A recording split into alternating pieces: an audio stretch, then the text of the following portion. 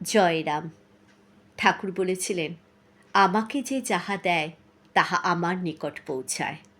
এই প্রসঙ্গে শ্রীযুক্ত রোহিণীকুমার মজুমদারের শ্রী গুরু শ্রী শ্রী রাম ঠাকুর গ্রন্থ থেকে একটি ছোট্ট ঘটনা আজ বলবার চেষ্টা করছি। এক সময় রোহিণীবাবু থাকতেন কালীঘাটে হরিশ চ্যাটার্জি স্ট্রিটে। ঠাকুর প্রায়ই ওই বাড়িতে যেতেন।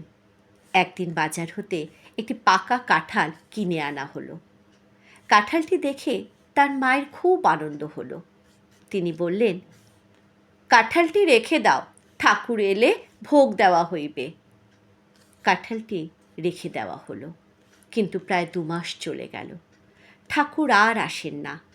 কাঁঠালটি পচেনি, কিন্তু হালকা হয়ে গিয়েছে। একদিন তার মা বললেন, কাঁঠালটি রেখে আর কি হবে, গঙ্গায় ভাসিয়ে দাও। তাদের বাড়ির নিকটেই গঙ্গায় ফেলে দেওয়া হলো। দেখা গেল কাঁঠালটি ভাসতে ভাসতে স্রোতের টানে চলে যাচ্ছে। প্রায় 20-22 দিন পরে ঠাকুর এসে তার মাকে বললেন, আপনার কাঁঠালটি বড়ই মিষ্টি এবং রসালো ছিল, বড় আনন্দের সহিত খাইয়াছি।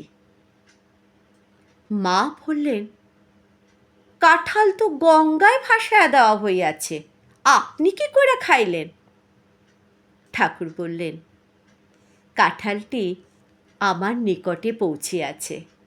আমাকে যে যাহা দেয় তাহা আমার নিকটে পৌঁছায়। আনন্দে আত্মহারা হয়ে তারা সকলেই ঠাকুরকে প্রণাম করলেন। জয় রাম, জয় গোবিন্দ।